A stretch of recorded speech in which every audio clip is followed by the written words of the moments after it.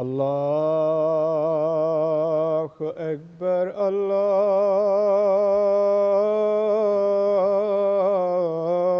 الله أكبر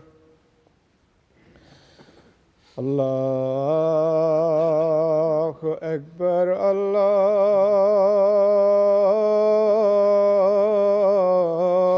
الله أكبر أشهد أن لا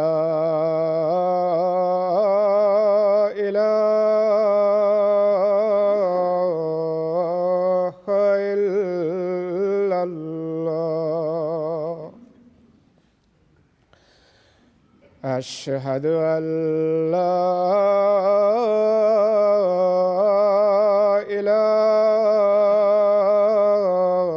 إله إلا الله أشهد أن محمدًا رسول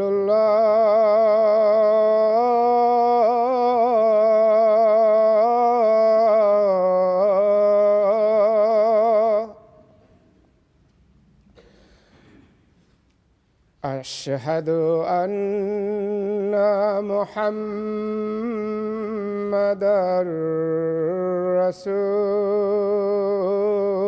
رسول الله حي على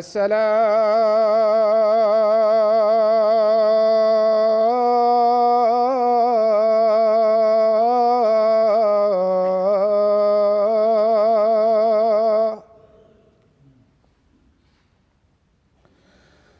حي على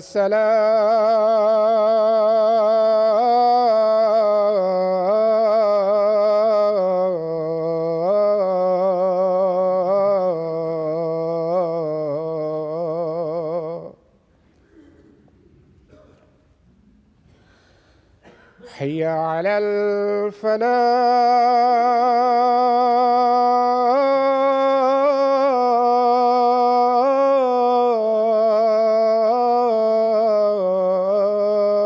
الفلاح حي على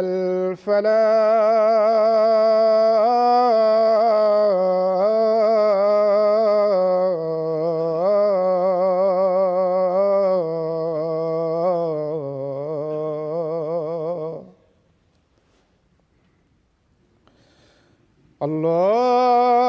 الله أكبر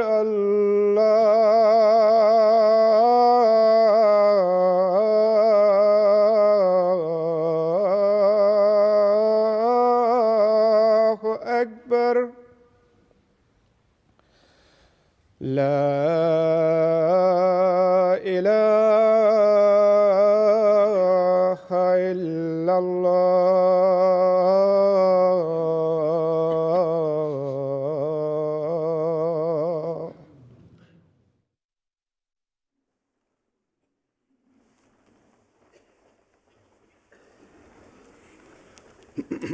السلام عليكم ورحمة الله.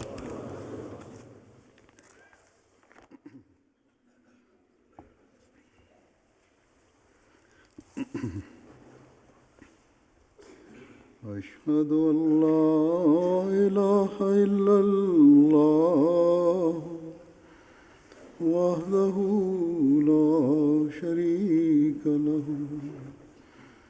وأشهد أن محمدًا عبده ورسوله أما بعد فأعوذ بالله من الشيطان الرجيم بسم الله الرحمن الرحيم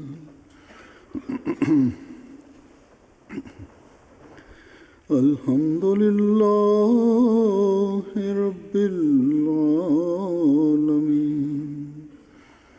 الرحمن الرحيم مالك يوم الدين إياك نعبد وإياك نستعين اهدنا الصراط المستقيم صراط الذين أنعمت عليهم غير المغضوب عليهم ولا الضالين.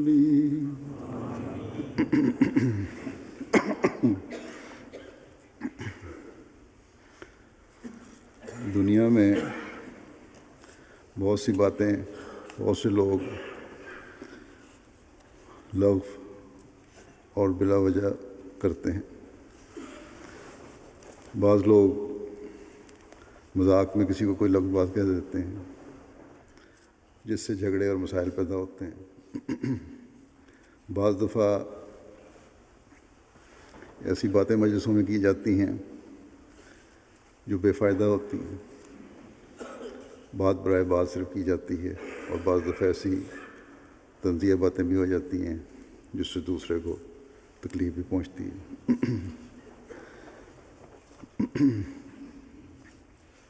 یا ایسی بے فائدہ باتیں ہوتی ہیں جو کسی کو بھی فائدہ نہیں پہنچا رہی ہوتی، صرف وقت کا ضیاع ہوتا ہے. لغو کے لغوی معنی فضول اور بے فائدہ گفتگو کے ہیں یا بغیر سوچے سمجھے بولنے کے ہیں، ناکارہ اور بیوقوفوں والی باتیں کرنے کے ہیں. قرآن کریم میں خدا تعالیٰ نے مومنوں کو ایسی باتوں سے روکا جو لغو ہیں. حضرت مسلم موعود رضی اللہ عنہ ایک جگہ اللہ تعالیٰ کے اس حکم کی وضاحت کرتے ہوئے ایک مثال بیان فرماتے ہیں جو حضرت مسیح علیہ السلام فرمایا کرتے تھے. فرمایا کہ وَإِذَا مَرُّوا بِاللَّغْوِ مَرُّوا كِرَامًا. مومن کی یہ علامت بتائی گئی ہے کہ جب وہ کوئی لغو دیکھتا ہے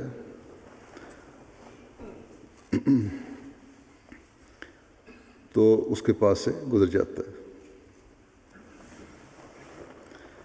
لیکن وہ کہتے ہیں کہ نہایت افسوسناک بات ہے، مثال تو یہاں عورتوں کی دی ہے کہ عورت ہمیشہ لغویات کی طرف متوجہ ہوتی ہے، گو کہ آج کل مردوں کا بھی یہ حال ہے. مثلاً بلا وجہ دوسری سے پوچھتی رہتی ہیں کہ یہ کپڑا کتنے کا لیا ہے. یہ چھوٹی چھوٹی باتیں ہیں، یہ بھی لغویات ہی ہیں. یہ زیور کہاں سے بنوایا ہے. یہ باتیں ایسی ہیں جو صرف دنیا داری کی باتیں ہیں جنہیں کوئی فائدہ نہیں، اور بعض دفعہ ساتھ بیٹھی عورتوں پہ اس کے برے اثرات بھی ہو رہے ہوتے ہیں. جب تک فرماتے ہیں کہ جب تک اس کی ساری ہسٹری معلوم نہ کر لیں عورت کو چین نہیں آتا. حضرت مسیح علیہ السلام سنایا کرتے تھے کہ ایک عورت نے انگوٹھی بنوائی لیکن کسی نے اس کی طرف توجہ نہ کی. سونے کی بڑی خوبصورت انگوٹھی تھی. اس نے تنگ آ کر اپنے گھر کو آگ لگا دی. لوگوں نے پوچھا کچھ بچا بھی؟ اس نے کہا سوائے اس انگوٹھی کے کچھ نہیں بچا. ایک عورت نے پوچھا کہ بہن تم نے یہ انگوٹھی کب بنوائی تھی؟ یہ تو بہت خوبصورت ہے. وہ کہنے لگی اگر یہی بات تم مجھ سے پہلے پوچھ لیتی تو میرا گھر کیوں جلتا. تو یہ عادت مسلم موعود فرما رہے ہیں کہ صرف مخصوص عورتوں تک نہیں ہے بلکہ مردوں میں بھی ہے. بلا وجہ کے سوال جواب بھی بعض دفعہ کر لیتے ہیں. السلام علیکم کے بعد پوچھنے لگ جاتے ہیں کہ کہاں سے آئے ہو، کہاں جاؤ گے، آمدنی کیا ہے. بھلا دوسرے کو اس معاملے میں پڑھنے کی کیا ضرورت تھی. آپ یہ مغربی قوموں کی پھر مثال دیتے ہیں کہ انگریزوں کی مثال کہ یہ کبھی نہیں ہوتا. تو وہ ایک دوسرے سے پوچھیں کہ تو کہاں ملازم ہے، تعلیم کتنی ہے، تنخواہ کیا ملتی ہے. وہ خریدنے کا خیال نہیں کرتے. بس لغو صرف ایسی چیز نہیں جو دوسرے کو نقصان پہنچانے والی ہو، بلکہ ہر بے فائدہ بات لغو بات ہے۔ حضرت مسیح علیہ السلام ایک جگہ اس کی یوں بھی وضاحت فرماتے ہیں کہ ایسا فعل صادر ہو جس سے کوئی خاص حرج اور نقصان نہیں پہنچتا، یعنی کوئی خاص حرج اور نقصان بھی نہیں پہنچتا، وہ باتیں لغو ہیں۔ اس کا مطلب یہ ہے، بس مومن کے لیے یہ شرط ہے کہ اس کی گفتگو ہمیشہ مقصد ہو اور ہر قسم کی لغویات سے پرہیز ہو۔ لیکن ہم جائزہ لیں تو دیکھتے ہیں بہت سارے لوگ بلا وجہ بعض باتیں کر رہے ہوتے ہیں۔ اب بعض اور سبق آموز مثالیں جو مختلف جگہوں پر حضرت مسیح علیہ السلام نے بیان فرمائی ہیں اور جنہیں حضرت مسلم موعود نے پیش فرمایا پیش کرتا ہوں۔ آپ فرماتے ہیں کہ حضرت مسیح علیہ السلام ایک لطیفہ سنایا کرتے تھے کہ کوئی چوڑا لاہور کے پاس سے ایک مرتبہ گزرا، گاؤں کا رہنے والا تھا، بوجھ اٹھانے کا کام کیا کرتا تھا یا گند اٹھانے کا کام کیا کرتا تھا۔ اس نے دیکھا کہ شہر میں کوہرام مچ رہا ہے، بڑا شور مچا ہوا ہے، ہندو مسلمان مرد عورت سب رو رہے ہیں۔ اس نے اس کی وجہ دریافت کی کسی سے، تو اسے بتایا گیا کہ مہاراجہ رنجیت سنگھ مر گیا۔ یوں تو مسلم موعود کہتے ہیں سکھوں کی حکومت اس زمانے میں بعض ایسے بھی آئے تھے راجے جو بڑے بدنام تھے، مگر اس میں شبہ نہیں، اور حضرت مسیح علیہ السلام سے بھی میں نے بارہا سنا ہے کہ مہاراجہ رنجیت سنگھ کے زمانے میں امن قائم ہو گیا تھا اور اس نے خرابیوں کو بہت حد تک دور کر دیا تھا۔ مسلمانوں پر سکھوں کے جو مظالم کے واقعات بیان کیے جاتے ہیں وہ دوسرے زمانے کے ہیں، جب ملک کی حکومت چھوٹے چھوٹے ٹکڑوں میں بٹی ہوئی تھی، لوٹ مار ہو رہی تھی اور طوائف الملوک کی پھیلی ہوئی تھی۔ مہاراجہ رنجیت سنگھ کی کوشش ہمیشہ یہی رہتی تھی کہ امن قائم ہو، اور مسلمانوں کے ساتھ بھی ایک حد تک اچھا سلوک کرتے تھے۔ آپ ان کی وضاحت مزید کرتے ہیں کہ ان کے وزراء بھی مسلمان تھے۔ حضرت مسیح علیہ السلام کے والد یعنی حضرت مسلم موعود فرماتے ہیں کہ ہمارے دادا بھی ان کے جرنیلوں میں سے تھے، اور کئی مسلمان بھی بڑے بڑے عہدوں پر تھے۔ بس اس امن کو دیکھتے ہوئے جو ان کی وجہ سے ملک کو حاصل ہوا تھا ملک میں، اور اس فساد کو یاد کر کے جو اس سے قبل پایا جاتا تھا، ان کی موت کا سب کو صدمہ تھا اور لوگ رو رہے تھے۔ چوڑے نے اس کو رام کی وجہ سے دریافت کی تو کسی نے اسے بتایا کہ مہاراجہ رنجیت سنگھ فوت ہو گئے ہیں۔ وہ بڑی حیرت سے اس شخص کا منہ دیکھنے لگا اور دریافت کرنے لگا کہ لوگ ان کی وفات پر اتنے بیتاب کیوں ہیں؟ میرے باپ جیسے لوگ مر گئے تو مہاراجہ رنجیت سنگھ کس شمار میں؟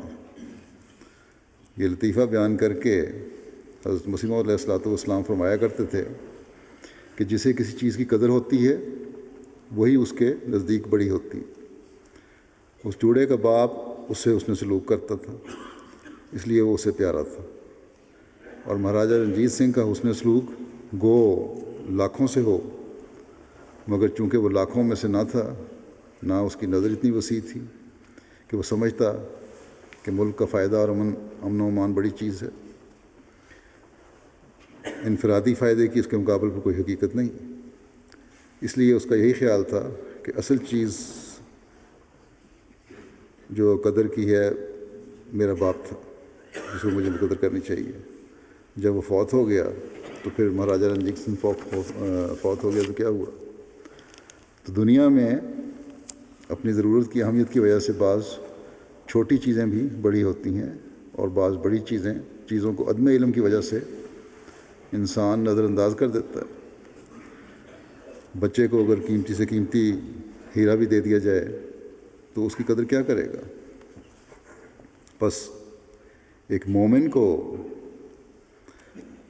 اپنے رویوں سے، اپنے سلوک سے، دوسروں کے کام آنے سے، دوسروں پر احسان کرنے سے اپنی قدر پیدا کرنے کی کوشش کرنی چاہیے. صرف محدود قدر نہ ہو اس کی کہ اس کے قریبی نہ صرف اس پہ رونے والے ہیں، بلکہ جہاں وہ رہتا ہے، جس معاشرے میں رہتا ہے، وہاں اس کی قدر قائم ہو. ہر ایک کا اپنا اپنا دائرہ ہے. اسی دائرے میں کسی احمدی کا تعارف اور نیک تعارف صرف اس کی ذات تک محدود نہیں رہتا یا اسے فائدہ نہیں پہنچاتا، بلکہ جماعت کی نیک نامی کا باعث ہوتا ہے. اور یوں تبلیغ کے راستے بھی کھلتے ہیں. دنیا کو پتہ چلتا ہے یا اگر ایک احمدی اپنے اثر ڈالنے والا ہو تو دنیا کو پتہ چلے گا کہ اسلام کی حقیقت کیا ہے. اور دنیا کی امن و سلامتی کے لیے اس زمانے میں اسلام کی تعلیم حقیقی تعلیم ہے جو حقیقی امن پیدا کر سکتی ہے. بس دنیا کا عدم علم جو ہے یا علم کا نہ ہونا جو ہے وہ علم دلانے کے لیے ہم میں سے ہر ایک کو کوشش کرنی چاہیے اپنے اپنے دائرے میں. بعض لوگ معمولی قربانی کر کے سمجھتے ہیں کہ ہم نے بہت کچھ کر لیا، یا بعض ایسے بھی ہوتے ہیں جو بغیر قربانی کے اپنے خیالات میں قربانی کرنے والے بن جاتے ہیں یا دوسروں پر احسان کرنے والے بن جاتے ہیں. ایسے لوگوں کے بارے میں حضرت مسیح موعود علیہ السلام ایک واقعہ بیان فرمایا کرتے تھے کہ ایک آدمی نے کسی شخص کی دعوت کی اور اپنی طاقت کے مطابق اس کی تواضع میں کوئی کسر نہ اٹھا رکھی. جب مہمان جانے لگا تو اس سے معذرت کرنے لگا گھر والا جو تھا کہ میری بیوی بیمار تھی، کچھ اور بھی مجبوریاں بتلائیں، اس لیے میں آپ کی پوری طرح خدمت نہیں کر سکا. امید ہے کہ آپ معاف کریں گے، درگزر کریں گے. یہ سن کر مہمان کہنے لگا کہ میں جانتا ہوں تم کس غرض سے کہہ رہے ہو. تمہارا منشا یہ ہے کہ میں تمہاری تعریف کروں اور تمہارا احسان مانوں. اب یہ مہمان کے خیالات ہیں. لیکن مہمان صاحب کہنے لگے تم مجھ سے یہ امید نہ رکھو، بلکہ تمہیں میرا احسان ماننا چاہیے. میزبان نے کہا میرا ہرگز منشا یہ نہیں ہے کہ میں آپ پر کوئی احسان جتاؤں. میں واقعی شرمسار ہوں کہ پوری طرح آپ کی خدمت نہیں کر سکا. اگر آپ کا مجھ پر کوئی احسان ہے تو وہ مجھے بتا دیں، میں اس کا بھی شکریہ ادا کر دیتا ہوں. اس پر مہمان نے کہا کہ خواہ تم کچھ کہو، میں تمہارے دل کی منشا کو خوب سمجھتا ہوں. یعنی دلوں کا حال بھی جانے لگے. لیکن یاد رکھو، مہمان یہ کہنے لگا، یاد رکھو کہ تم نے مجھے کھانا ہی کھلایا ہے، اس سے زیادہ اور تم نے کیا کیا میرے پہ احسان. میرا تم پر بہت بڑا احسان ہے. تم ذرا اپنے کمرے کو دیکھو. یہ تم کمرہ جہاں مجھے بٹھایا ہوا ہے، ڈرائنگ روم، اس میں کئی ہزار کا سامان پڑا ہوا ہے. جب تم میرے لیے کھانا لینے اندر گئے تھے، میں چاہتا تو دیا سلائی جلا کر یہ سب کچھ جلا دیتا دکھا کے. تم ہی بتاؤ کہ ایک پیسے کا بھی سامان باقی رہ جاتا اگر میں آگ لگا دیتا تو. مگر میں نے ایسا نہیں کیا. مہمان کہنے لگا کیا یہ میرا احسان کم ہے تم پہ؟ یہ سن کر گھر والے نے کہا کہ واقعی آپ نے بہت بڑا احسان کیا. میں اس کا بھی شکریہ ادا کرتا ہوں کہ آپ نے میرا گھر نہیں جلایا. تو دیکھ لو، ایک انسان ایسا بھی ہوتا ہے کہ بجائے موسم کا احسان پہچاننے اور شکریہ ادا کرنے کے یہ سمجھتا ہے کہ میں احسان کر رہا ہوں. بس ایک مومن کو حقیقی طور پر احسان کرنے والے کا شکر گزار ہونا چاہیے، نہ کہ احسان فراموش اس شخص کی طرح. ایک جگہ حضرت مسلم موعود نے مربیان کو بھی نصیحت فرمائی ہے اور ایک مثال دی ہے جو حضرت مسیح موعود علیہ السلام بیان فرمایا کرتے تھے. آپ فرماتے ہیں کہ حضرت صاحب یعنی حضرت مسیح موعود علیہ السلام فرمایا کرتے تھے کہ ایک بادشاہ تھا جو کسی پیر کا بڑا موتقد تھا اور اپنے وزیر کو کہتا رہتا تھا کہ میرے پیر سے ملو۔ وزیر چونکہ اس کی حقیقت جانتا تھا اس پیر کی، اس لیے ٹلاتا رہتا تھا۔ آخر ایک دن جب بادشاہ پیر کے پاس گیا تو وزیر کو بھی ساتھ لیتا گیا۔ پیر صاحب نے بادشاہ سے مخاطب ہو کر کہا کہ بادشاہ سلامت، دین کی خدمت بڑی اچھی چیز ہے۔ سکندر بادشاہ نے دین اسلام کی خدمت کی اور وہ اب تک مشہور چلاتا ہے۔ پہلے بھی ایک دو بیان کر چکا ہوں میں کسی اور حوالے سے۔ تو یہ سن کر وزیر نے کہا کہ دیکھیے حضور، پیر صاحب کی ولایت کے ساتھ تاریخ دانی کا بھی بہت ملکہ ہے ان کو۔ سکندر تو اسلام سے پہلے گزرا ہے، اس کے بارے میں باتیں کر رہے ہیں پیر صاحب۔ یعنی ان کی صرف ولی اللہ نہیں ہے یہ آپ کے پیر صاحب، بلکہ یہ تو بڑے تاریخ دان بھی لگتے ہیں، نئی تاریخ بنا دی ہے انہوں نے۔ اس پر بادشاہ کو اس پیر سے نفرت ہو گئی۔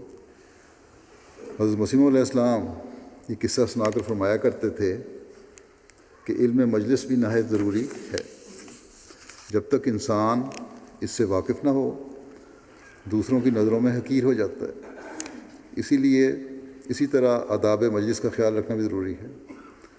مثلا ایک مجلس مشورے کی ہو رہی ہو اور کوئی بڑا عالم ہو مگر اس میں جا کر سب کے سامنے لیٹ جائے تو کوئی اس کے علم کی پرواہ نہیں کرے گا اور اس کی نسبت لوگوں پر برا اثر پڑے گا۔ بس یہ نہایت ضروری ہے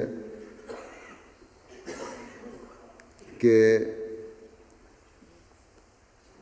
جو بھی مجلس ہو،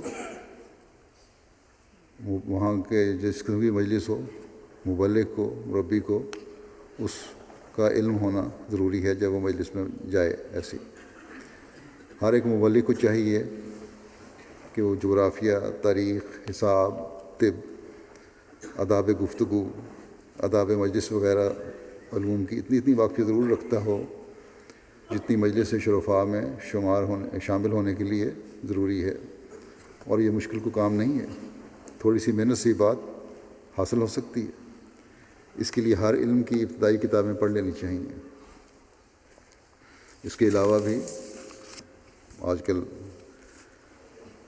ہمارے مربیان کو سے سوال کیے جاتے ہیں اس زمانے کے حالات کے مطابق، حالات حاضرہ کے متعلق، اور بعض دفعہ کیونکہ اخبار وغیرہ باقاعدہ نہیں پڑھتے، علم نہیں ہوتا، یا خبریں نہیں سنتے، علم نہیں ہوتا، یا کسی بارے میں کسی معاملے کی گہرائی میں نہیں گئے ہوتے، اس لیے بعض دفعہ جو دنیا دار لوگ ہیں وہ پھر برا اثر بھی لے لیتے ہیں۔ بعض جگہ سے ایسی شکایتیں آتی بھی ہیں، تو اس لیے حالات حاضرہ سے واقفیت اور جس مجلس میں جائیں اس کی واقفیت ضرور حاصل کر کے جانا چاہیے۔ حضرت مسیح علیہ السلام نے ایک مثال بیان کی ہے۔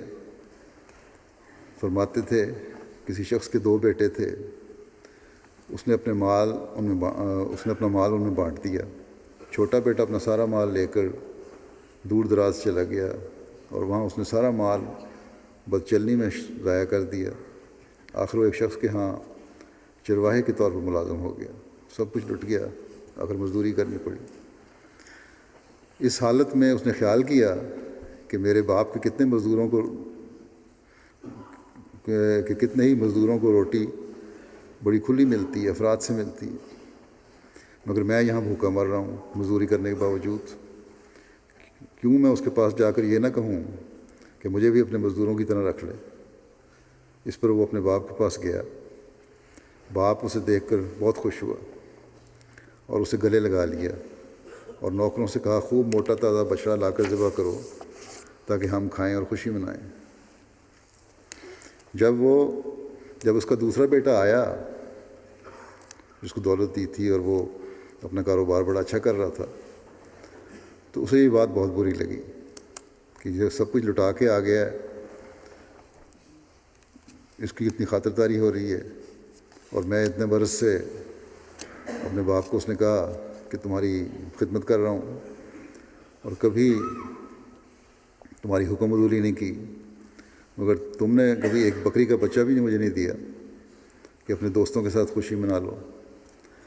لیکن جب تمہارا یہ بیٹا آیا ہے جس نے تمہارا مال عیش و عشرت سے میں ضائع کر دیا، اس کے لیے تو نے پلا ہوا بچڑا ذبح کرا دیا. باپ نے کہا کہ تو ہمیشہ میرے پاس ہے اور میرا جو کچھ ہے وہ تیرا ہی ہے، لیکن تیرے اس بھائی کے آنے پر اس لیے خوشی منائی گئی کہ یہ مردہ تھا اب زندہ ہوا ہے، کھویا ہوا تھا اب ملا ہے. بس جو شخص کسی غلطی کا ارتکاب کرتا ہے، جب وہ غلطی کے بعد اللہ تعالیٰ کے حضور جاتا ہے، اس کے آگے جھکتا ہے اور اپنے قصور کا اعتراف کرتا ہے اور اعتراف کرتے ہوئے ندامت کا اظہار کرتا ہے، تو یقیناً اللہ تعالیٰ اس کی توبہ قبول کرتا ہے اور پہلے سے زیادہ اس پر رحم کرتا ہے. بس ایک مومن کو بھی اللہ تعالیٰ کی صفات کو اپناتے ہوئے، جہاں وہ یہ خواہش رکھتا ہے کہ مجھ سے یہ سلوک کرے اللہ تعالیٰ، تو ان صفات کو اپناتے ہوئے جہاں بھی دیکھیں کہ اپنے بھائی جو ہیں ان کے ہیں جنہوں نے قصور کیے ہوئے ہیں، اور اگر وہ سچے دل سے معافی مانگنے آتے ہیں، قصوروں کا اعتراف کرتے ہیں، تو ان سے صرف نظر کرنی چاہیے.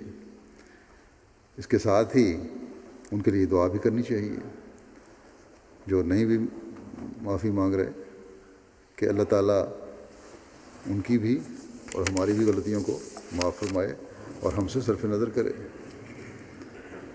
انسان کا کردار ہر حالت میں مضبوط ہونا چاہیے، یہ نہیں کہ کبھی ادھر ہو گئے اور کبھی ادھر ہو گئے. حضرت مسیح علیہ الصلوۃ والسلام فرمایا کرتے تھے کہ ایک راجا نے ایک دفعہ بینگن کھائے تو اسے بہت ہی مزہ آیا. بہت سے لوگوں نے قصہ سنا ہوا. وہ جب دربار میں آیا تو کہنے لگا کہ بینگن کیا ہی اچھی چیز ہے. اس کا ایک مصاحب تھا، اس نے بھی بینگن کی تعریف شروع کر دی. اور تو اور اس کی شکل ہی دیکھیے، کہنے لگا کیسی عمدہ شکل ہے، سر تو ایسا ہے جیسے کسی پیر نے سبز پگڑی باندھی ہوئی ہو، نیل گوں لباس ہے، آسمان کی رنگت کو مات کر رہا ہے، پودے کے ساتھ لٹکا ہوا ایسا معلوم ہوتا ہے جیسے کوئی شہزادہ جھولا جھول رہا ہو. ایسی تعریفیں کی. طبی طور پر جتنی اس کی خوبیاں تھیں ساری کی ساری گن کے بیان کر دیں. یہ باتیں سن کر راجا کو شوق پیدا ہوا اور اس نے کچھ دن بینگن ہی کھانے شروع کر دی. کیونکہ بینگن گرم ہوتے ہیں اس لیے انہوں نے حدت پیدا کی، بیمار ہو گئے.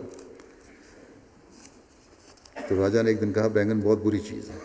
اس پر اسی مصاحب نے اس کی برائیاں شروع کر دیں. کہنے لگا شکل دیکھیے کیسا کالا منہ ہے، نیلے پاؤں ہیں، اس سے بھی زیادہ اور کیا اس کی برائی ہو سکتی کہ الٹا لٹکا ہوا جیسے کسی نے پھانسی پہ لٹکایا ہو. چونکہ ہر شے کی، مسلموں فرماتے ہیں ہر شے کی، مسلم فرمایا کرتے تھے ہر شے کی خوبیاں بھی ہوتی ہیں، خامیاں بھی ہوتی ہیں، برائیاں بھی ہوتی ہیں. تو اس موقع پہ اس مصاحب نے اس کی تمام برائیاں جو طبی طور پر تھیں وہ بھی بیان کر دی. پاس بیٹھنے والوں میں سے کسی نے کہا کہ یہ کیا ہے؟ اس نے جواب دیا کل تم تعریفیں کر رہے تھے، آج اس کی برائیاں کر رہے ہو، ان کو سچ تو بولا کرو. تو کہنے لگا کہ میں راجا کا نوکر ہوں، بینگن کا نہیں.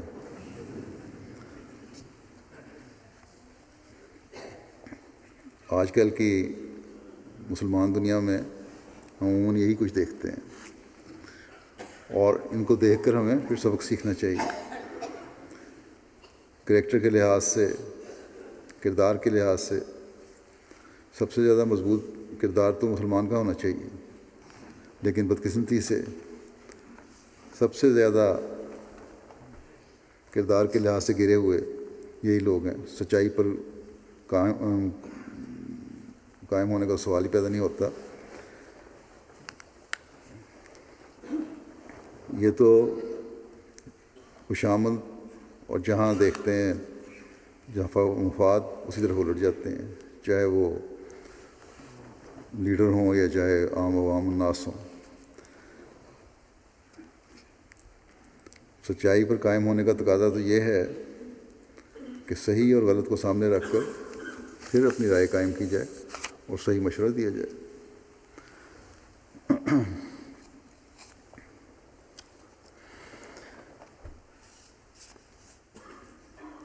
پھر یہ بھی بات ایک اور واقعہ ہے، اسے بیان کرتا ہوں، اس کا تعلق اللہ تعالیٰ سے کے ساتھ تعلق میں ہے۔ اللہ تعالیٰ سے تعلق ہی حقیقت میں مسائل کا حل نکالتا ہے، اور یہ تعلق تقویٰ سے بڑھتا ہے۔ اور پھر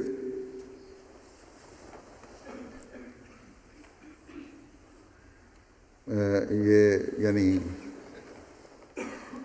ہم احمدی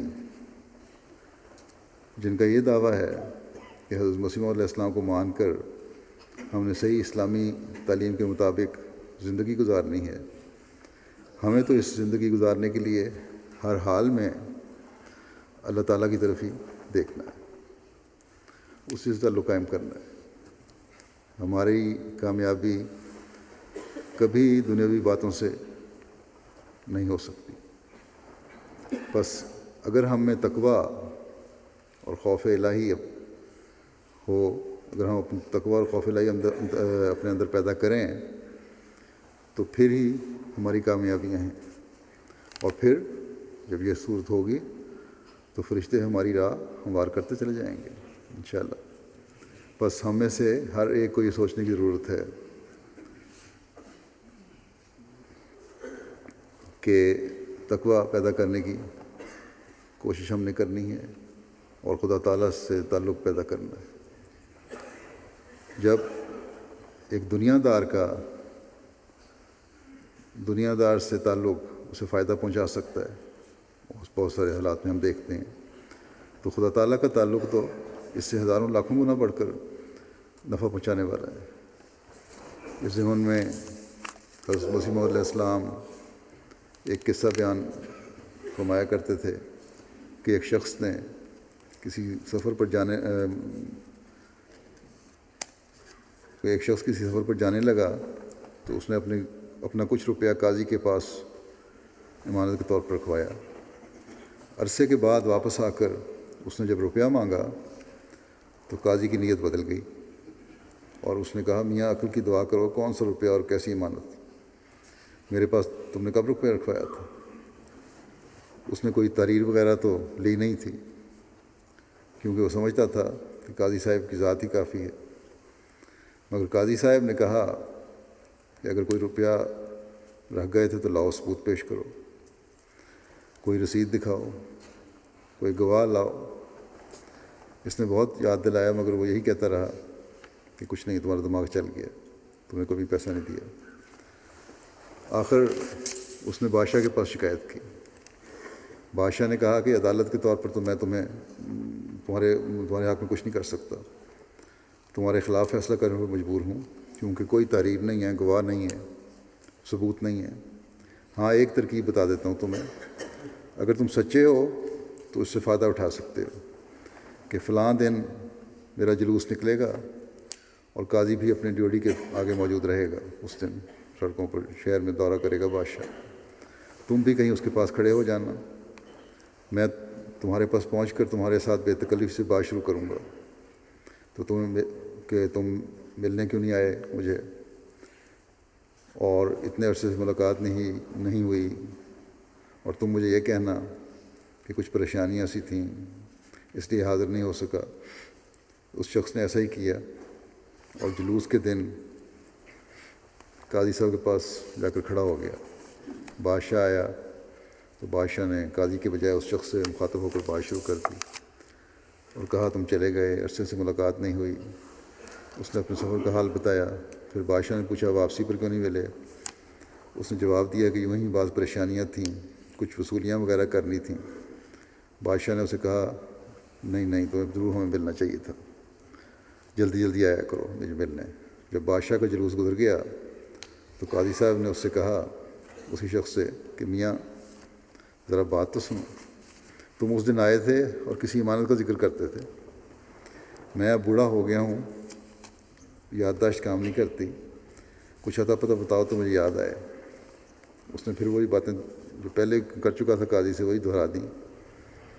اس پر قاضی صاحب کہنے لگے، اچھا، فلاں قسم کی تھیلی تھی، وہ تمہاری ہے، وہ تو پڑی ہوئی ہے، لے جاؤ آ کے، اور لا کر روپیہ اسے دے دیا۔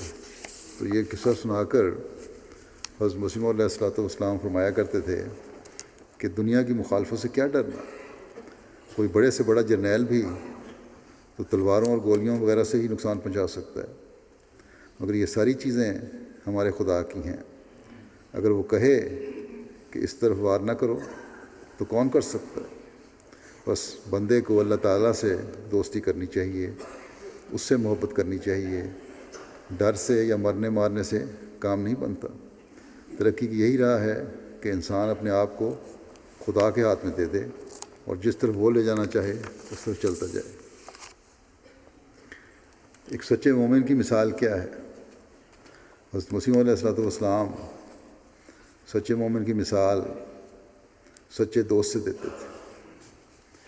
آپ سنایا کرتے تھے کہ کوئی امیر آدمی تھا، اس کے لڑکے کے کچھ اوباش لڑکے دوست تھے، آوارہ گرد لڑکے دوست تھے۔ باپ نے اسے سمجھایا کہ یہ لوگ تیرے سچے دوست نہیں ہیں، محض لالچ کی وجہ سے تمہارے پاس آتے ہیں، ورنہ ان میں سے کوئی بھی تمہارا وفادار نہیں ہے۔ مگر لڑکے نے اپنے باپ کو جواب دیا کہ معلوم ہوتا ہے کہ آپ کو کوئی سچا دوست شاید میسر نہیں آیا، اس لیے آپ سب لوگوں کے متعلق یہی خیال رکھتے ہیں۔ میرے دوست ایسے نہیں ہیں، وہ بہت وفادار ہیں اور میرے لیے جان قربان کرنے کو تیار ہیں۔ باپ نے پھر سمجھایا کہ سچے دوست کا ملنا بہت مشکل ہے۔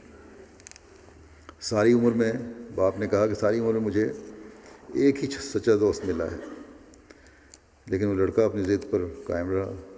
کچھ عرصے کے بعد اس نے گھر سے خرچ کے لیے کچھ رقم مانگی، تو باپ نے جواب دیا کہ میں تمہارا خرچ برداشت نہیں کر سکتا، تم اپنے دوستوں سے مانگو، میرے پاس اس وقت کچھ نہیں ہے۔ دراصل اس کا باپ اس کے لیے موقع پیدا کرنا چاہتا تھا کہ وہ اپنے دوستوں کا امتحان لے۔ جب باپ نے گھر سے جواب دے دیا اور تمام دوستوں کو معلوم ہو گیا کہ اسے گھر سے جواب مل گیا لڑکے کو، تو انہوں نے اس کے پاس آنا جانا بند کر دیا اور میل ملاقات چھوڑ دی۔ آخر تنگ آ کر خود ہی ان کو ملنے کے لیے گیا یہ لڑکا، دوستوں کو ان کے گھروں پہ گیا۔ جس دوست کے دروازے پر دستک دیتا وہ اندر سے کہلا بھیجتا کہ گھر میں نہیں ہے، کہیں باہر گئے ہوئے ہیں یا وہ بیمار ہیں، اس وقت نہیں مل سکتے۔ سارا دن اس نے چکر لگایا مگر کوئی دوست ملنے کے لیے باہر نہ آیا۔ آخر شام کو گھر واپس لوٹا۔ باپ نے پوچھا بتاؤ دوستوں نے کیا مدد کی؟ کہنے لگا سارے ہی حرام خور ہیں، کسی نے کوئی بہانہ بنا لیا اور کسی نے کوئی۔ باپ نے کہا میں نے تمہیں نہیں کہا تھا کہ یہ لوگ وفادار نہیں ہیں؟ اچھا ہوا تمہیں بھی تجربہ ہو گیا، اب آؤ میں تمہیں اپنے دوست سے ملاؤں۔ وہ پاس ہی ایک جگہ کیا، اس کا ایک دوست جو سپاہی تھا، کسی چوکی میں ملازم تھا، یہ باپ بیٹا اس کے مکان پر پہنچے اور دروازے پہ دستک دی۔ اندر سے آواز آئی کہ میں آتا ہوں۔ کافی دیر ہو گئی، دروازہ کھولنے کے لیے کوئی نہ آیا۔ لڑکے کے دل میں مختلف خیالات پیدا ہونے شروع ہوئے۔ اس نے باپ سے کہا ابا جی معلوم ہوتا ہے کہ آپ کا دوست بھی میرے دوستوں جیسا ہی ہے۔ باپ نے کہا دیکھ کچھ دیر انتظار کرو۔ اگر کچھ وقت گزر گیا، اس نے دروازہ کھولا تو باہر آیا تو گلے میں تلوار لٹکائی ہوئی تھی، ایک ہاتھ میں ایک تھیلی اٹھائی ہوئی تھی، دوسرے ہاتھ سے بیوی کا بازو پکڑا ہوا تھا۔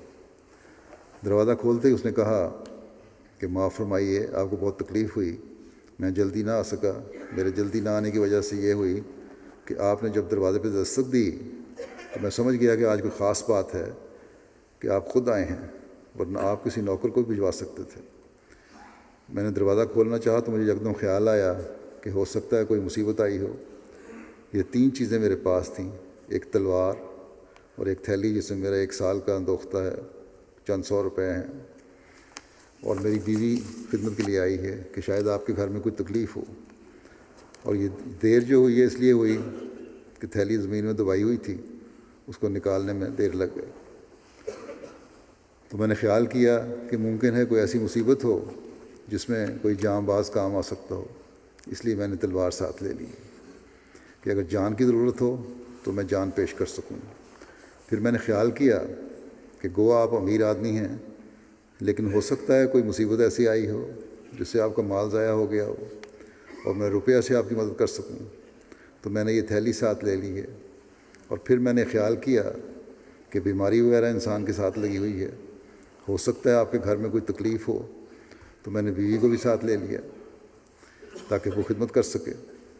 اس امیر آدمی نے کہا کہ میرے دوست، مجھے اس وقت کسی مدد کی ضرورت نہیں ہے اور کوئی مصیبت اس وقت مجھے نہیں آئی، بلکہ میں صرف اپنے بیٹے کو سبق سکھانے کے لیے آیا ہوں۔ حضرت مسیح موعود علیہ السلام فرمایا کرتے تھے کہ یہ سچی دوستی ہے، اور اس سے بڑھ کر سچی دوستی انسان کو اللہ تعالیٰ سے قائم کرنی چاہیے کہ وہ اپنی جان اور مال اور اپنی ہر چیز کی قربانی کے لیے تیار رہے۔ جس طرح دوست کبھی مانتے ہیں اور کبھی مناتے ہیں، اسی طرح انسان کا فرض ہے کہ وہ صدق دل کے ساتھ اور شرح صدر کے ساتھ اللہ تعالیٰ کی راہ میں قربانیاں کرتا چلا جائے۔ اللہ تعالیٰ ہماری کتنی باتیں مانتا ہے، رات دن ہم اس کی عطا کردہ نعمتوں سے فائدہ اٹھاتے ہیں۔ اس نے جو چیزیں ہماری راحت اور آرام کے لیے بنائی ہیں، ہم ان کو استعمال کرتے ہیں۔ آخر کس حق کے ماتحت ہم اتنی چیزوں سے فائدہ اٹھاتے ہیں؟ خدا تعالیٰ ہماری کتنی خواہشوں کو پورا کرتا ہے، اور اگر کوئی ایک آدھ دفعہ اپنی خواہش کے خلاف ہو جائے تو کس طرح لوگ اللہ تعالیٰ سے بدظن ہو جاتے ہیں۔ اصل تعلق یہ ہے کہ عسر ہو اور یسر ہو، دونوں حالتوں میں استوار رہے اور اس میں کوئی فرق نہ آئے۔ بس وہ لوگ جو نمازوں کے حق ادا نہیں کرتے، انہیں اپنے جائزے لینے چاہیے۔ وہ لوگ جو دین کو دنیا پر مقدم کرنے کے عہد کو پورا نہیں کرتے، انہیں اپنے جائزے لینے چاہیے۔ وہ لوگ جو یہاں آئے تو احمدیت کی وجہ سے ہیں، لیکن یہاں آ کر بھول گئے ہیں کہ احمدیت کی وجہ سے ہی انہیں یہاں رہنے کا، شہریت کا حق ملا ہے، اور اس کی وجہ سے ان کو زیادہ سے زیادہ جماعت کی خدمت کے لیے آگے آنا چاہیے، لیکن وہ اسے بھول جاتے ہیں اور بعض دفعہ اعتراض شروع کر دیتے ہیں۔ ایسے لوگ نہ اچھے عابد ہیں، نہ وفادار ہیں۔ وفا تو جیسا کہ مسیح علیہ السلام نے فرمایا ہے کہ عسر اور یسر میں، تنگی اور آسائش میں، دونوں حالتوں میں ایسی ہونی چاہیے جس کے اعلیٰ معیار قائم ہوں۔ اللہ تعالیٰ کے لیے ہر وقت اس کے در پر رہ کر قربانی کے لیے اللہ تعالیٰ اپنے آپ کو تیار رکھنا چاہیے۔ انبیاء اور اللہ تعالیٰ کے بندوں پر اس دوستی کا حق ادا کرنے والے اشخاص کا واقعہ جو بھی میں نے سنایا ہے، وہ کس طرح چسپاں ہوتا ہے، اس کو بھی حضرت مسلم موعود بڑے خوبصورت طرح میں، بڑے دلچسپ انداز میں پیش فرمایا کہ جہاں محبت ہوتی ہے وہاں دلیلیں نہیں پوچھی جاتی، وہاں انسان پہلے اطاعت کا اعلان کرتا ہے، پھر یہ سوچتا ہے کہ میں اس حکم پر کس طرح عمل کروں۔ یہی کیفیات انبیاء کی ہوتی ہیں۔ جب اللہ تعالیٰ کا پہلا کلام اترتا ہے تو اللہ تعالیٰ کی محبت ان کے دلوں میں اتنی ہوتی ہے کہ وہ دلیل بازی نہیں کرتے پھر، اور جب خدا کی آواز ان کے کانوں میں پہنچتی ہے تو وہ یہ نہیں کہتے کہ اے ہمارے رب، کیا تو ہم سے ہنسی کر رہا ہے، کہاں ہم اور کہاں یہ کام، بلکہ وہ کہتے ہیں کہ اے ہمارے رب بہت اچھا، اور یہ کہہ کر کام کے لیے کھڑے ہو جاتے ہیں، اور اس کے بعد سوچتے ہیں کہ اب انہیں کیا کرنا چاہیے۔ یہی حضرت صلی اللہ علیہ وسلم نے کیا، اور یہی حضرت مسیح علیہ السلام نے اس رات کیا۔ خدا نے کہا اٹھ اور دنیا کی ہدایت کے لیے کھڑا ہو، اور وہ فوراً اٹھ کھڑے ہوئے، اور پھر سوچنے لگے کہ اب میں یہ کام کس طرح کروں گا۔ بس آج سے 50 سال پہلے، جو کہ ہم نے کہا تھا 50 سال، اور آج اس بات کو تقریباً 125 سال ہو گئے ہیں، 126-27 سال بلکہ۔ آج سے کہتے ہیں کہ آج سے 50 سال پہلے کی وہ تاریخی رات جو دنیا کے آئندہ انتخابات کے لیے زبردست حربہ ثابت ہونے والی ہے، جو آئندہ بننے والی نئی دنیا کے لیے ابتدائی رات اور ابتدائی دن قرار دی جانے والی ہے، اگر ہم اس رات کا نظارہ سوچیں تو یقیناً ہمارے دل اس خوشی کو بالکل اور بالکل اور نگاہ سے دیکھیں۔ ہم میں سے کتنے ہیں جو یہ سوچتے ہیں کہ یہ خوشی انہیں کس گھڑی کے نتیجے میں ملی ہے؟ یعنی جو وہ لوگ جو حضرت مسیح علیہ السلام کی بیعت میں آئے، یہ مسرت انہیں کس پل کے نتیجے میں حاصل ہوئی اور کس رات کے بعد ان پر کامیابی و کامرانی کا یہ دن چڑھا۔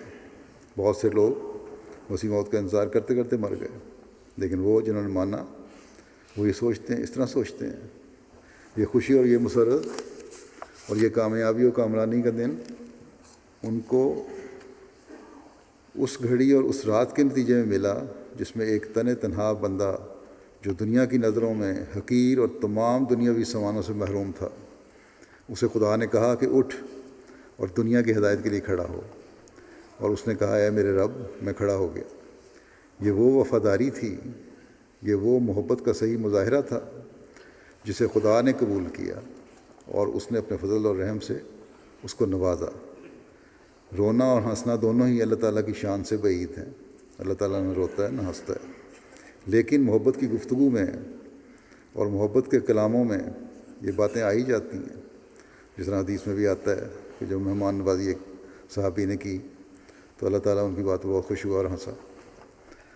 بہرحال فرماتے ہیں کہ پس میں کہتا ہوں کہ اگر خدا کے لیے بھی رونا ممکن ہوتا، اگر خدا کے لیے بھی ہنسنا ممکن ہوتا، تو جس وقت خدا نے حضرت مسیح علیہ السلام سے کہا کہ میں تجھے دنیا کی اصلاح کے لیے کھڑا کرتا ہوں، اور آپ فوراً کھڑے ہو گئے اور آپ نے یہ سوچا تک نہیں کہ یہ کام مجھ سے ہوگا کیوں کر۔ اگر اس وقت خدا کے لیے رونا ممکن ہوتا تو میں یقیناً جانتا ہوں کہ خدا رو پڑتا، اور اگر خدا کے لیے ہنسنا ممکن ہوتا تو وہ یقیناً ہنس پڑتا۔ وہ ہنستا بظاہر اس بیوقوفی کے دعوے پر جو تمام دنیا کے مقابلے میں ایک نحیف و ناتواں وجود نے کیا، اور وہ رو پڑتا اس جذبہ محبت پر جو اس تنہا روح نے خدا کے لیے ظاہر کیا۔ یہی سچی دوستی تھی جو خدا کو منظور ہوئی، اور اسی رنگ کی سچی دوستی ہوتی ہے جو دنیا میں بھی کام آیا کرتی ہے۔ پھر آپ نے وہ واقعہ میں نے بیان کیا دو دوستوں کا، غریب اور امیر کا، وہ بیان کیا۔ پھر فرمایا کہ دنیا کی زبان میں یہ دوستی کی نہایت ہی شاندار مثال ہے جو بیان پہلے ہو چکی ہے، اور انسان ایسے جذبات کو دیکھ کر بغیر اس کے کہ وہ اپنے دل میں شدید ہیجان محسوس کرے نہیں رہ سکتا، مگر اسی دوستی کا اظہار اس دوستی کے مقابلے میں کچھ بھی نہیں جو نبی اپنے خدا کے لیے ظاہر کرتے ہیں۔ وہاں قدم قدم پر مشکلات ہوتی ہیں، وہاں قدم قدم پر قربانیاں پیش کرنی پڑتی ہیں، اور وہاں قدم قدم پر مشکلات سے دوچار ہونا پڑتا ہے۔ پس نبیوں کا جواب اپنے خدا کو ویسا ہی ہوتا ہے، بلکہ اس سے بھی بڑھ کر، جیسے اس غریب آدمی نے امیر آدمی کو دیا تھا۔ بے شک اگر ہم معقولات کی نظر سے اس کو دیکھیں اور منطقی نقطۂ نگاہ سے اس پر غور کریں تو اس غریب آدمی کی یہ حرکت ہنسی کے قابل نظر آتی ہے، کیونکہ اس امیر کے ہزاروں نوکر چاکر تھے، ان کے ہوتے ہوئے اس کی بیوی نے کیا زائد خدمت کر لینی تھی۔ اسی طرح وہ لاکھوں کا مالک تھا، اس کو 100-150 روپے کی تھیلی نے کیا فائدہ پہنچا سکتی تھی، اور خود اس کے کئی پہرے دار و محافظ تھے، اس کو اس دوست کی تلوار کیا نفع پہنچا سکتی تھی۔ مگر محبت کے جوش میں اس نے یہ نہیں سوچا کہ میری تلوار کیا کام دے گی، میرا تھوڑا سا روپیہ کیا فائدہ دے گا، اور میری بیوی کیا خدمت سے انجام دے گی۔ اس نے تو اتنا ہی سوچا کہ جو کچھ میرے پاس ہے وہ مجھے حاضر کر دینا چاہیے۔ تو جس وقت محبت کا انتہائی جوش اٹھتا ہے، عقل اس وقت کام نہیں کرتی، محبت پرے پھینک دیتی ہے عقل کو، اور محبت پرے پھینک دیتی ہے فکر کو، اور وہ آپ سامنے آ جاتی ہے پھر محبت۔ جس طرح چیل جب مرغی کے بچوں پر حملہ کرتی ہے تو مرغی بچوں کو جمع کر کے اپنے پروں کے نیچے چھپا لیتی ہے، اور بعض دفعہ تو محبت ایسی ایسی حرکات کرا دیتی ہے کہ دنیا اسے پاگل پنے کی حرکات قرار دیتی ہے۔ مگر حقیقت یہ ہے کہ وہ جنون دنیا کی ساری عقلوں سے زیادہ قیمتی ہوتا ہے، اور دنیا کی ساری عقلیں اس ایک مجنونانہ حرکت پر قربان کی جا سکتی ہیں، کیونکہ اصل عقل وہی ہے جو محبت سے پیدا ہوتی ہے۔ یہ یاد رکھنے والی چیز ہے کہ اصل عقل وہی ہے جو محبت سے پیدا ہوتی ہے۔ نبی کو بھی جب آواز آتی ہے کہ خدا زمین و آسمان کو پیدا کرنے والا خدا، خدا عزت و شوکت کو پیدا کرنے والا خدا، بادشاہوں کو گدا اور گداؤں کو بادشاہ بنانے والا خدا، حکومتوں کو قائم کرنے اور حکومتوں کو مٹانے والا خدا، دولتوں کو دینے اور دولتوں کو لینے والا خدا، رزق کے دینے اور رزق کو چھیننے والا خدا، زمین و آسمان کے ذرے ذرے اور کائنات کا مالک خدا آواز دیتا ہے ایک کمزور، ناتواں اور نحیف انسان کو کہ میں مدد کا محتاج ہوں، میری مدد کرو۔ تو وہ کمزور و ناتواں اور نحیف بندہ عقل سے کام نہیں لیتا۔ وہ یہ نہیں کہتا کہ حضور کیا فرما رہے ہیں، کیا حضور کی حضور مدد کے محتاج ہیں؟ اے اللہ تو مدد کا محتاج ہے، حضور تو زمین و آسمان کے بادشاہ ہیں، میں کنگال اور غریب کمزور آپ کی کیا مدد کر سکتا ہوں؟ وہ یہ نہیں کہتا، بلکہ وہ نحیف و نزار اور کمزور جسم کو لے کر کھڑا ہو جاتا اور کہتا ہے کہ میں حاضر ہوں، میں حاضر ہوں، میں حاضر ہوں۔ کون ہے جو ان جذبات کی گہرائیوں کا اندازہ کر سکتا ہے سوائے اس کے جس کو محبت کی چاشنی سے تھوڑا بہت حصہ ملا ہو۔ آپ فرماتے ہیں کہ جیسے پہلے بھی ذکر ہو چکا کہ آج سے 50 سال پہلے اس وقت اور آج سے 126 سال پہلے اسی خدا نے پھر یہ آواز بلند کی اور قادیان کے گوشہ تنہائی میں پڑے ہوئے ایک انسان سے کہا کہ مجھے مدد کی ضرورت ہے، مجھے دنیا میں ذلیل کر دیا گیا ہے، میری دنیا میں کوئی عزت نہیں ہے، میرا دنیا میں کوئی نام لیوا نہیں ہے، میں بے یار و مددگار ہوں، اے میرے بندے میری مدد کر۔ اس نے یہ نہیں سوچا کہ یہ کہنے والا کون ہے اور جس نے خطاب کیا ہے اور جس سے خطاب کیا جاتا ہے وہ کون ہے۔ اس کی عقل نے یہ نہیں کہا کہ مجھے بلانے والے کے پاس تمام طاقتیں ہیں، میں بھلا اس کی کیا مدد کر سکتا ہوں۔ اس کی محبت نے اس کے دل میں ایک آگ لگا دی، یعنی خدا تعالیٰ کی محبت نے جب خدا تعالیٰ کا پیغام ملا تو ایک آگ لگا دی، اور وہ دیوانہ وار بغیر کسی چیز کے جوش میں کھڑا ہو گیا اور کہنے لگا میرے رب میں حاضر ہوں، میرے رب میں حاضر ہوں، میرے رب میں بچاؤں گا دین کو تباہ ہونے سے۔ بس آج ہم جو اللہ تعالیٰ کی محبت میں فنا شخص اور اللہ تعالیٰ کے پیغام کو دنیا میں پھیلانے کا عہد کر کے کھڑا ہونے والے شخص کو ماننے کا دعویٰ کرتے ہیں، آج ہم جو اللہ تعالیٰ کے پیارے نبی حضرت محمد رسول اللہ صلی اللہ علیہ وسلم کے غلام صادق کی بیعت میں آنے کا دعویٰ کرتے ہیں، اگر آج ہم یہ سمجھتے ہیں کہ حضرت مسیح موعود علیہ السلام کے آنے سے اللہ تعالیٰ کا وعدہ پورا ہوا ہے اور حضرت صلی اللہ علیہ وسلم کی پیشگوئی پوری ہوئی ہے اور اسلام اپنی نشأت ثانیہ کے دور میں داخل ہوا ہے، اب حضرت مسیح موعود علیہ السلام کے ذریعے یہ دنیا کے کونے کونے میں پہنچے گا، اگر ہم نے آپ سے یہ عہد بیعت اس لیے کیا ہے کہ ہم آپ علیہ السلام کے کام میں آپ کے مددگار بنیں گے، تو پھر ہمیں بھی اپنی تمام تر صلاحیتوں کے ساتھ جو بھی ہم میں ہیں، کم ہیں یا زیادہ، آپ کی آواز پر لبیک کہتے ہوئے آگے آنا چاہیے، اپنی محبت کے اظہار کرنے چاہیے، خدا تعالیٰ سے بھی، اس کے رسول سے بھی اور اس کے مسیح سے بھی، اپنی حالتوں میں پاک تبدیلیاں پیدا کرنی چاہیے، اپنی وفاؤں کے معیار اونچے کرنے چاہیے، اسی طرح ہر قربانی کے لیے تیار رہنا چاہیے، جس طرح وہ غریب دوست اپنے امیر دوست کے لیے تیار ہوا تھا۔ اللہ تعالیٰ کرے اللہ تعالیٰ ہمیں اس کی توفیق عطا فرمائے۔